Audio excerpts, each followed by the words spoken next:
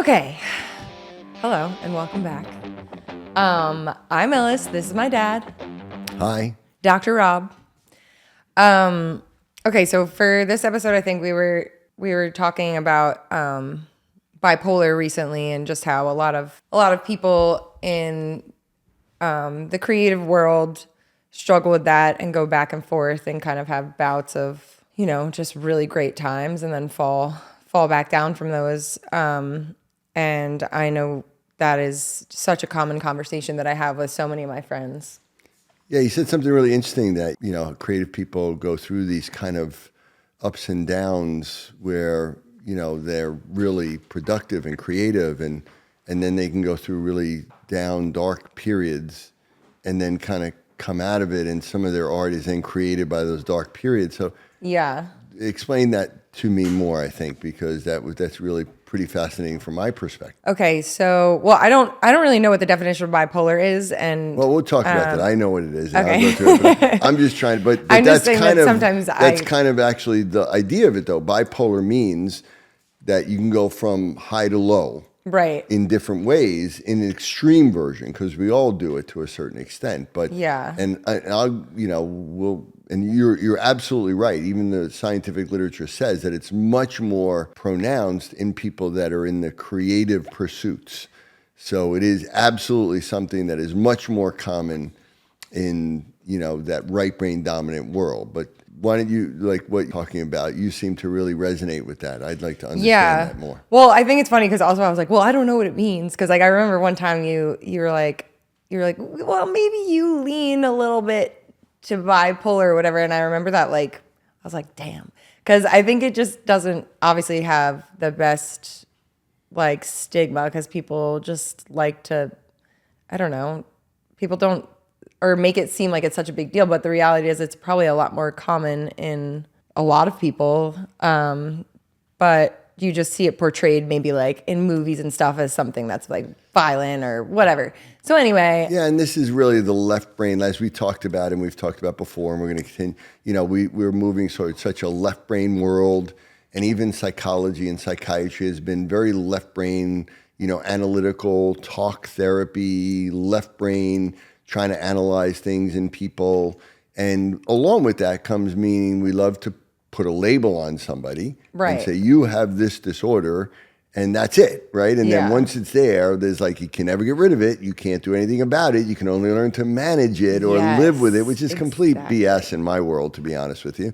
But that's what people are told. And again, that's the accepted right now. So, you have a book and you say, okay, you fit this diagnosis and this label and this label and this label.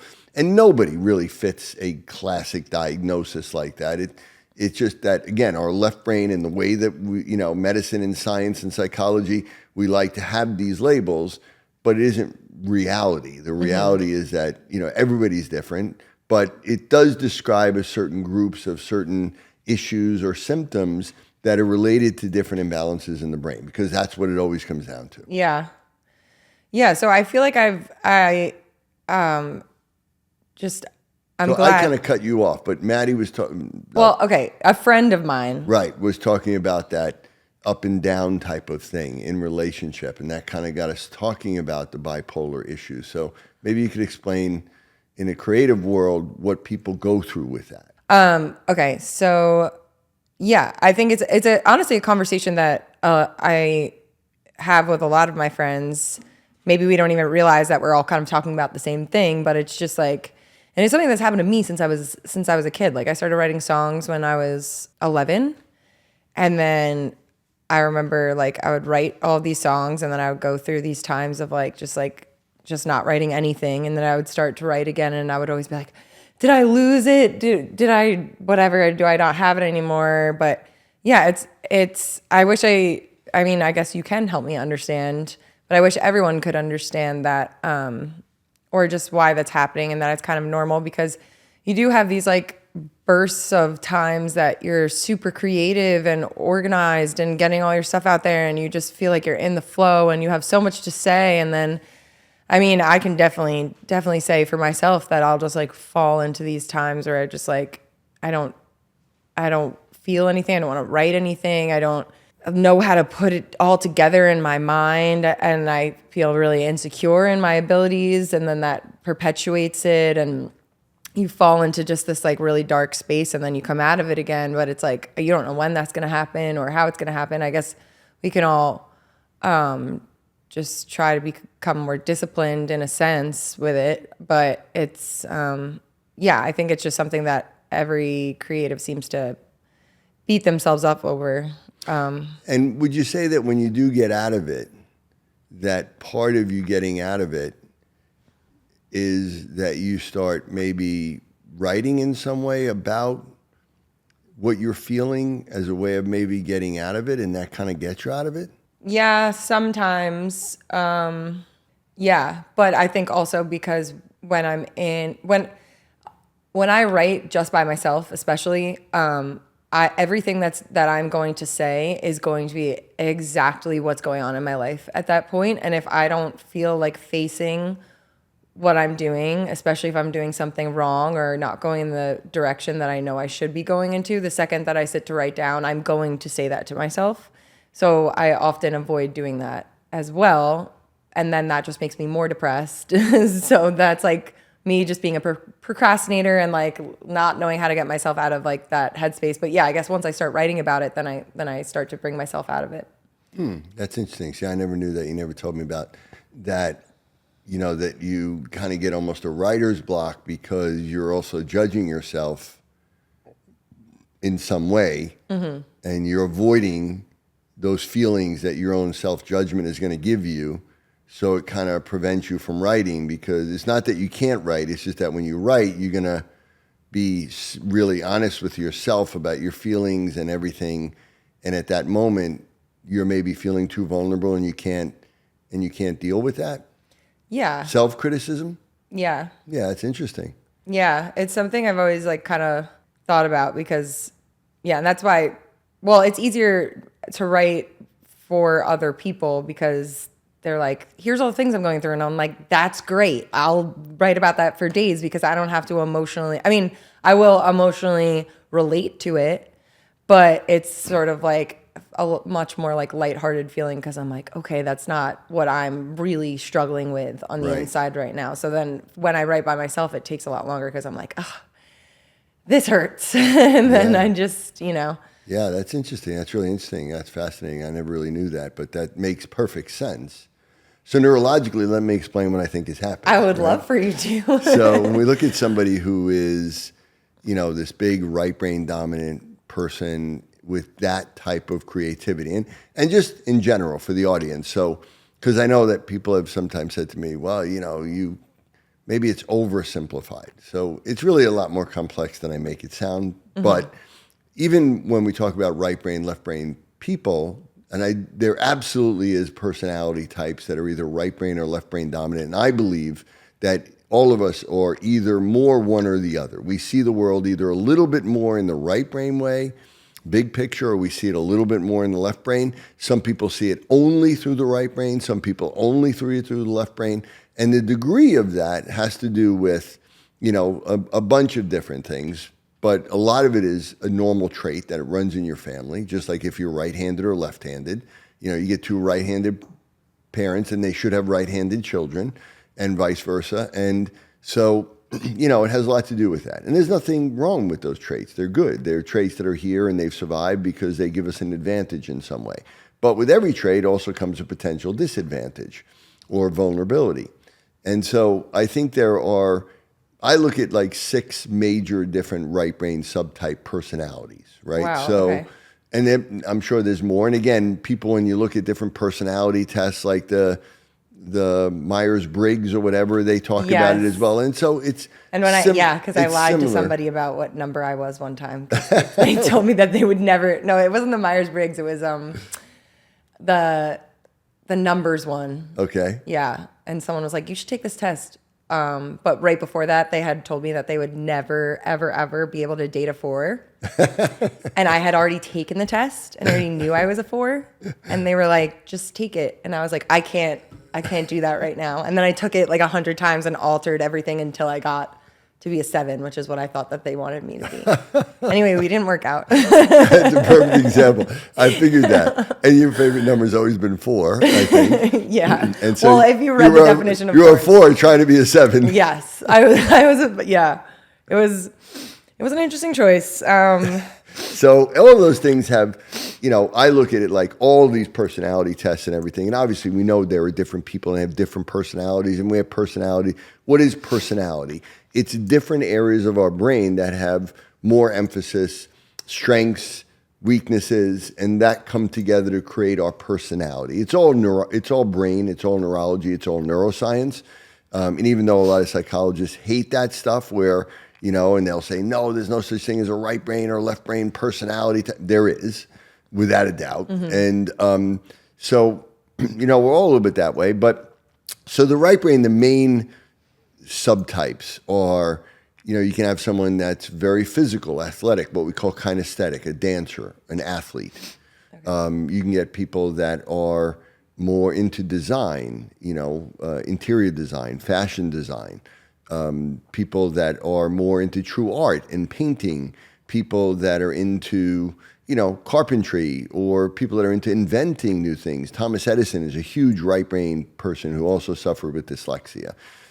You can get, I said, the right brain nonverbal language is really more music. So you get people in the music world that are into songwriting and playing certain types of music and kind of converting language into music and feelings. You can get people that are, more into, again, just really being good at reading people, CEOs, or people that are just really empathetic and just read social situations. And it's because the right brain isn't looked at in this world, or right brain abilities, for the most part, aren't really rewarded, right? Because it's really science and math and engineering and computer technology and digital technology and, more traditional academic ways of learning that people are told, well, you're gifted, you're talented, you're brilliant. And you can get people in the artistic or athletic world that are told that they're gifted or talented. But there's a lot of people that they may not show that. So you could have all of those things for a right brain person, where you could be a great athlete and a musician, and also be a designer and a painter and really read people really well. Or you could be somebody that just really does one of those things really well, or okay, 2 of those things. And so you look at that combination.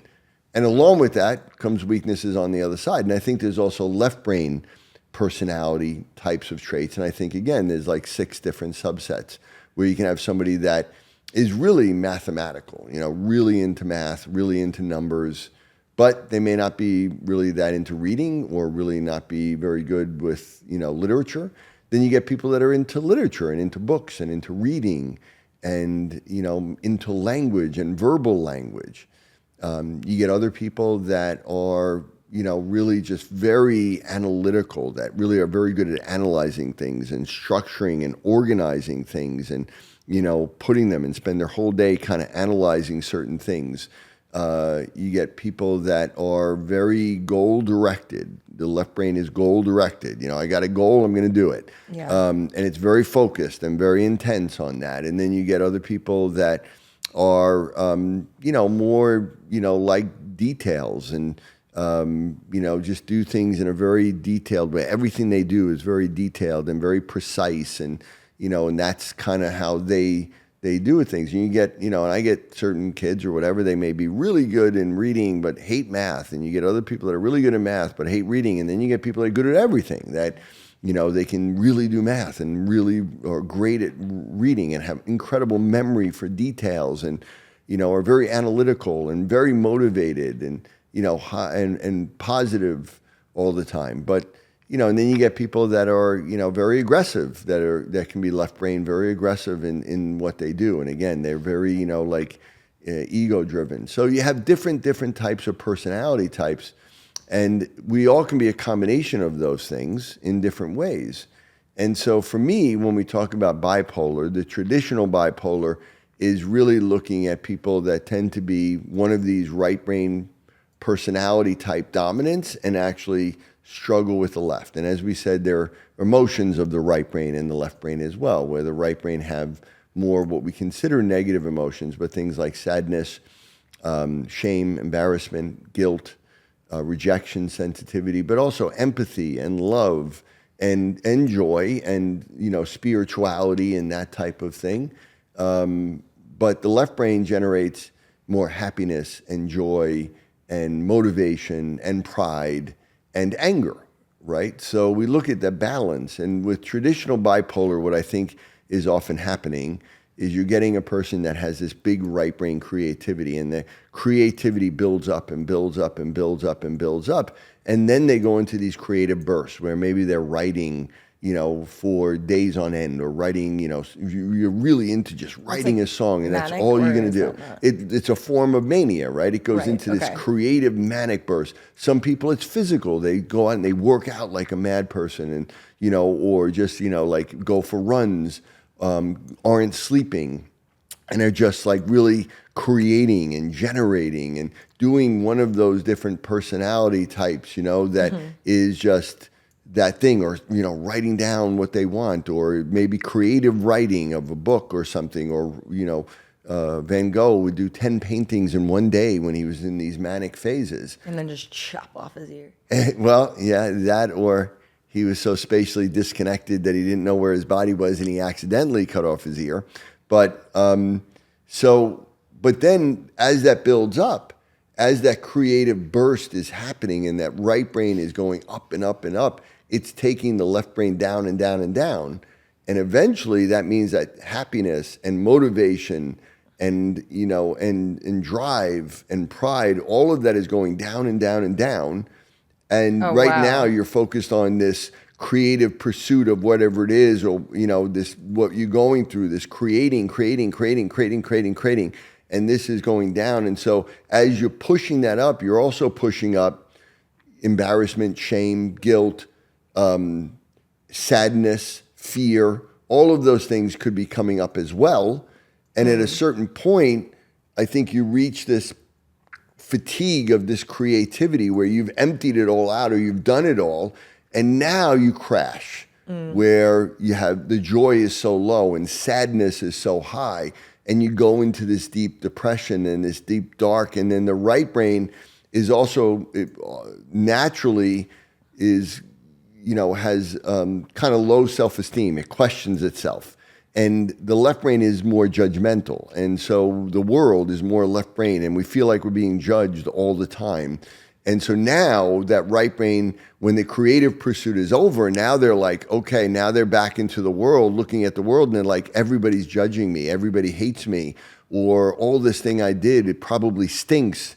Where when you were doing it, you were like, wow, this is great, and you're into it and you feel it. And then you start having the doubts, like, well, maybe it isn't good. Maybe people are going to hate it. Maybe people are going to laugh at me. And then maybe I'm going to get rejected because of that. And then that comes up. And then the sadness comes up. And the joy and the pride, and the motivation go down. And then you go into a classic depressive state. And then that, I think, in that point, like I said, there may be a point where, because you're feeling such deep, dark emotions, and right brain people are so in touch with those emotions, that then the only way to kind of get out of it or make sense of it is then to maybe start writing or creating again. It's just an endless cycle. And then that leads to great art. Yeah. And beautiful songs that are sad. And then that leads to that creative burst. And I think that's what's going on.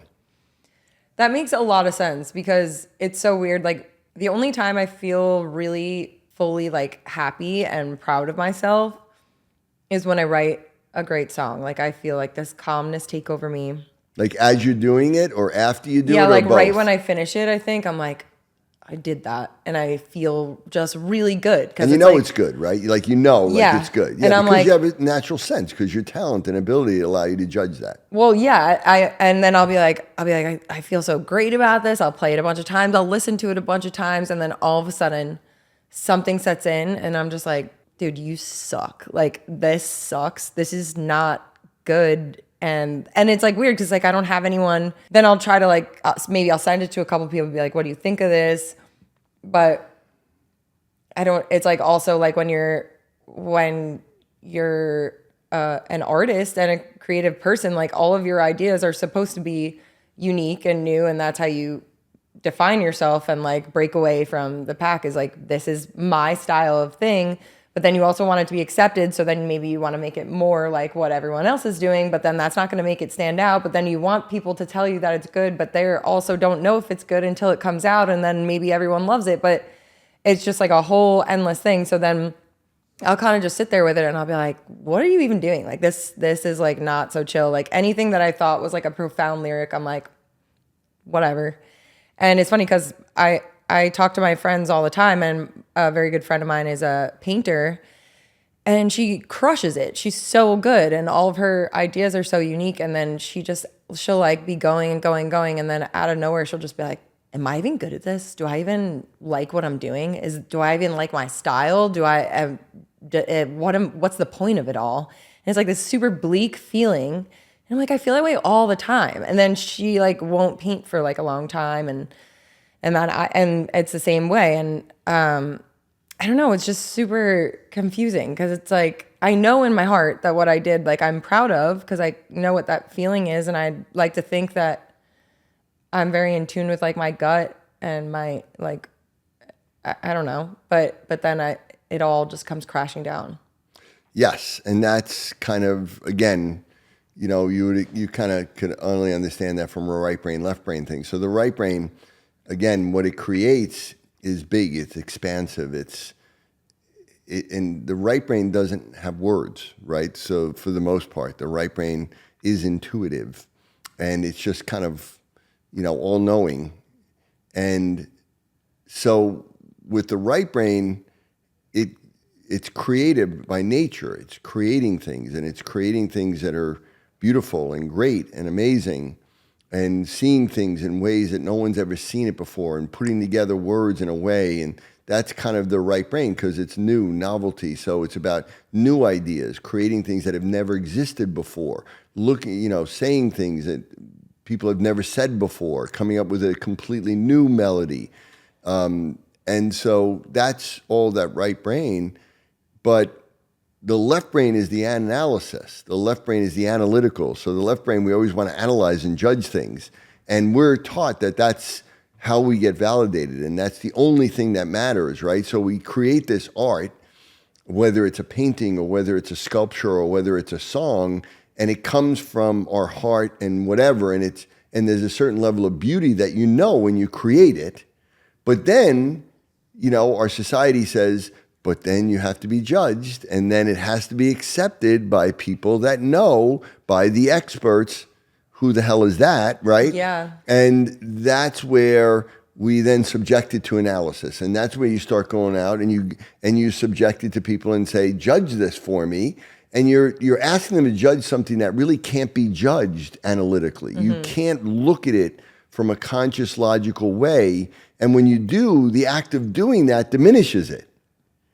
Right? So it's things that are created with the right brain and the right mind are really things that the more you try to analyze it, the more you try to, put judgment on it, the more you diminish it. It's hard for us to even understand that concept, because things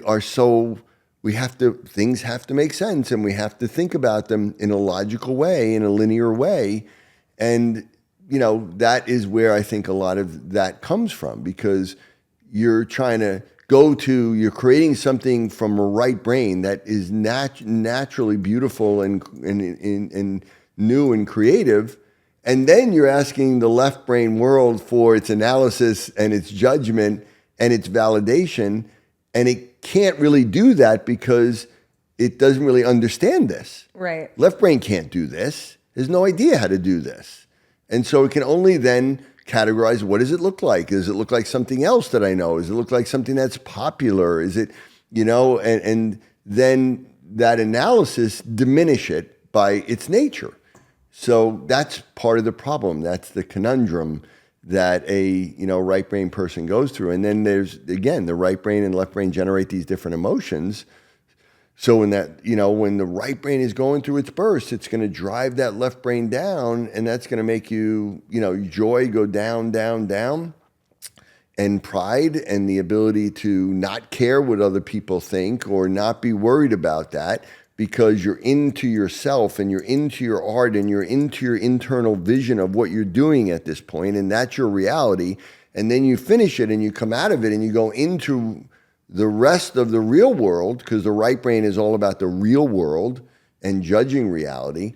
And now you're like, okay, well, is this actually good? And now I have to make it fit into this left brain world, and I have to make it, other people need to be able to judge it and analyze it and tell me if it's good or not. And how do they know better than you? You created it, right? They could never create that. So the fact that you created it, you're the best judge of it. But then it's out there. And that's why art is so hard to judge. And art is but yet that's what we do. Do you like that painting or not? Is it a good painting or not? Is it a good sculpture? This artist was a great artist. This artist sucks, Yeah. And it's like, that's where art, it doesn't fit that kind of analysis. The right brain doesn't fit that kind of analysis. It doesn't, but yet that's the way we look at the world. And that's where I think bipolar as a mental health issue becomes a problem, because we're getting these right brain dominant people trying to fit into a left brain world doing what they do, and that exacerbates it. And that's, I think, what you just described.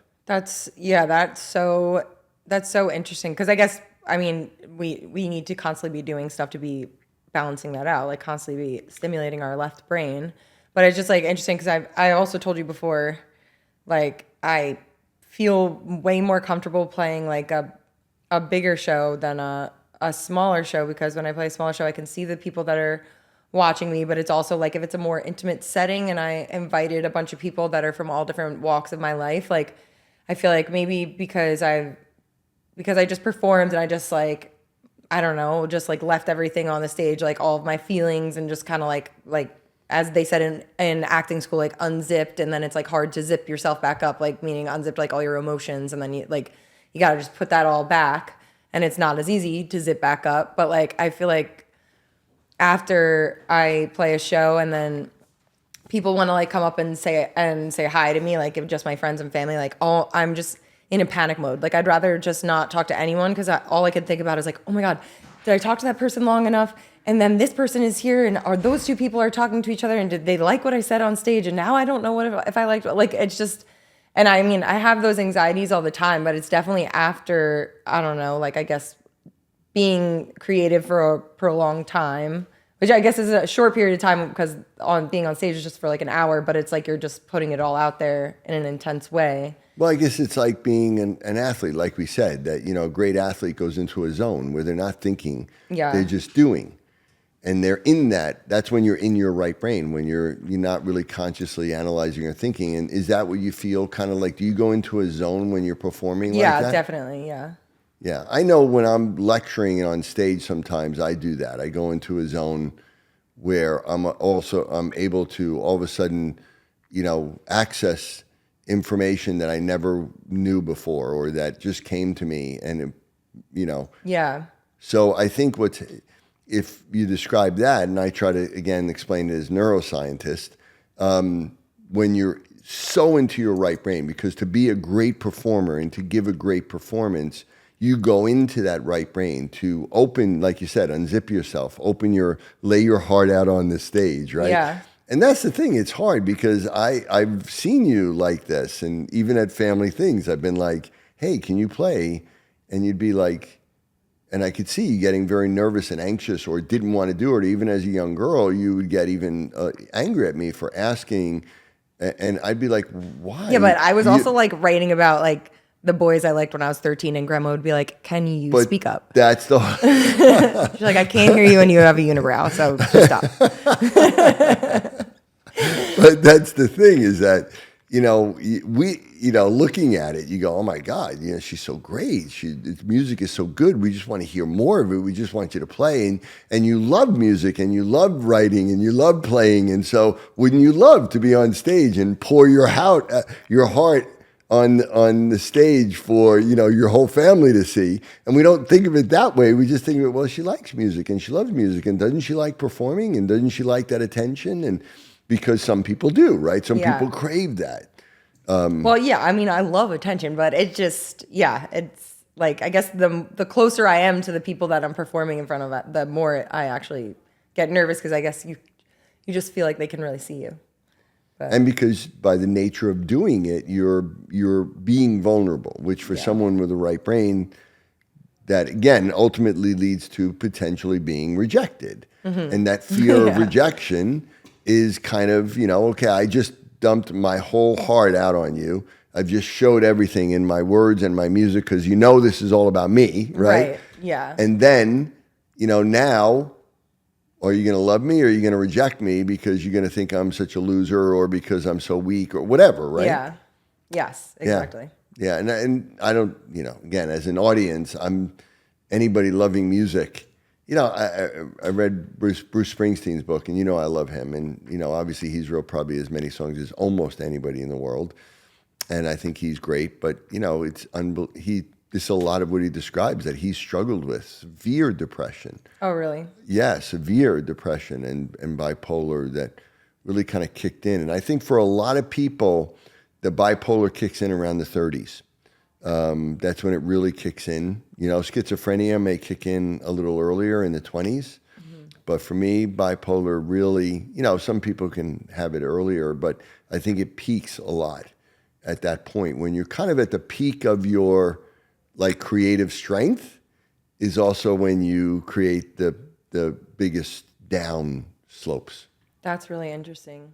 Yeah, I mean, it's interesting being in this town. Like, I think everyone is just super accepting of each other because I think all of us, for the most part, are in the creative world, and so like when people have their little quirks, like it just is what it is. So like my friends make fun of me all the time because, I'll be like out and about and being like the life of the party and all these things, and then I don't know. I mean, obviously, like alcohol doesn't help. It helps at the time, but it doesn't help in the morning. But when you have your anxiety, but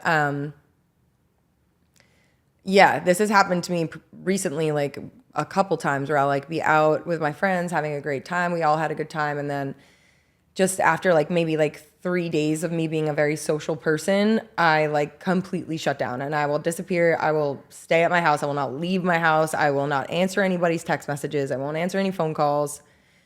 Luckily now my close friends understand that it's not a personal thing, but I have had people get very angry with me in the past for doing that because obviously it's not a chill thing to do, but it's more just because like, I don't know. It'll be like one thing that could set me off. Like I'll be like living in a really happy place, and then like maybe I said something to someone that probably just like they probably didn't upset them at all, but then I like perseverate on it, and then it like I don't know. I feel like the sunshine goes away and it's like a cloud, and then I become really sad and everything is kind of negative in my headspace, and then obviously I don't want anyone to see me that way.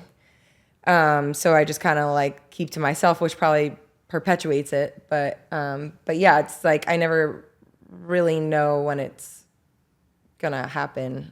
So it's kind of like a mini bipolar episode, meaning that, like you said, when you actually even described it, when you're really on, like when you're really dynamic and you're in a, and you're like your mother. You walk into a room and everybody looks at you. You light up a whole room. You can, you can be the center of attention because you're so beautiful and funny and talented and all of that. And there's that's my dad, guys. And there's a part of you that you want, right? Yeah. But you kind of can do that, and you can turn it on, and you can be that person because that's you, and that's your right brain and the social, and you understand, and you can be funny and empathize and, be witty and spontaneous and all of those things that the right brain is. But then that's also exhausting over time because it also is so much. You're also taking in so much of everybody's, you're empathically sucking in all of these other people's emotions and taking them on and exchanging it. And then it's too much. And then it causes that left brain to crash, and then sadness kicks in, and joy goes down, and your desire to be around other people go away, and then you need to re-energize, to kind of get yourself away from people, not talking to people, and just kind of And I understand the feel of that to a certain extent. Like when I'm lecturing, if I have 100 people in the audience and they all want to talk to me and ask me questions or whatever, and it's great and I love it and it's energy and everything. But then afterwards, it's like, I don't want to talk to anybody for a long time. Yeah. And I'll go home and your mother will be like, you love talking. What are you talking about? Talk to me. And I'm like, I don't want to talk. And she'd be like, what are you talking about? You just been talking for hours, 8 hours in a row. Why wouldn't you come home and talk to me? And I'm like, because I just talked for 8 hours. Yeah, exactly. Yes. Yeah. So it just sort of. Let's talk a little bit again about solutions, right? So what's the answer to this? Let's definitely do that. And the answer. Because there are solutions, everyone. There are, and it's beyond a pill, right? So a pill may help manage the symptoms in some way, but it really isn't addressing the core issue. What is the core issue? The core issue is this imbalance in networks in the brain where certain networks become high or you make them high the more you use them and you drive the other ones down. And there's this constant, trying to keep the flow going back and forth, keeping both parts of the brain using. But as one side of the brain becomes more specific and starts really accessing something, by its nature, it inhibits the other side so it's not interfered with. And in doing that, it drives it down. And then that creates this imbalance. And then that creates this kind of disconnect in the brain. And that's where symptoms come from, right? Okay. So the way to do that is by building a certain resilience in the brain. And the brain, you got to look at it more like a muscle or an organ rather than a bag of chemicals, because it's not. It's, the brain is picking up sensations. Light, sound, smells, gravity, touch, temperature, all these things are registered in the brain. Our thinking skills, different types of thinking skills, different motor skills, fine motor versus gross motor, hearing, vision, the way we hear things, again, the differences in hearing, tone of voice or low frequency versus the left brain hearing more high frequency and hearing the words. And so the brain is about using things. It's about different skills. It's about doing things. So when we use that skill, we use that part of the brain, and that strengthens it, like using a muscle. If I wanted to build my bicep, I wouldn't do leg curls, right? That doesn't build my bicep. And so, the bicep is the equivalent of, let's say, one part of the temporal lobe in the brain that has to do for hearing certain types of sounds. And to build that, I need to use that part of it. Right. And it's balanced off by, we have the opposite on the opposite side. So we need to actually use the brain. So we need to use different forms of stimulation and activities and exercises, physical, sensory, cognitive, to be able to, use that area of the brain and create a balance between it. And the more we use it, the more we use all of it, and the more we're kind of balancing out our use, the more resilience we're creating against an imbalance, a disconnect. Because at certain times, especially if you're very gifted, you're going to use an area of your brain at a really high level. And as you do, you're driving down the other side. And what you need to happen is that when you're done writing that song and when you're done with this creative burst, you need this side to just bounce back really quickly. Yeah. And not stay down and crash more. And so you need flexibility. You need that flow, right? And so the way to do that is by literally training your brain, by taking your weaknesses and strengthening them. And it won't get rid of your creativity. It doesn't destroy that gift. It just gives you more resilience so that you can access that gift, but you can bounce back from it, and you don't have to have the weakness or the vulnerability. So like we'll do things like with you, we'll use different types of light. Different red light is stimulating for the left brain. Red, yellow, orange, what we look at as, more lower frequency of light. We flash things at a certain frequency, certain sounds, certain types of words and melodies and a tone, upbeat music, words with music. These are more for left brain. Different pitch frequencies. High frequency is more left brain. We look at different types of movement. Fine motor skills is more left brain. We look at hearing things from the right ear, seeing things more from the right side of the world to the left brain, looking at things through the kind of that side. The way we smell things, the left brain likes good smells. The right brain is more aware of bad smells. So, what we're drawn to, the types of foods we want to eat or avoid, Right brain dominant kids, won't eat anything that smells bad. Like if it smells fishy, stuff will hate it and can be really picky because of that.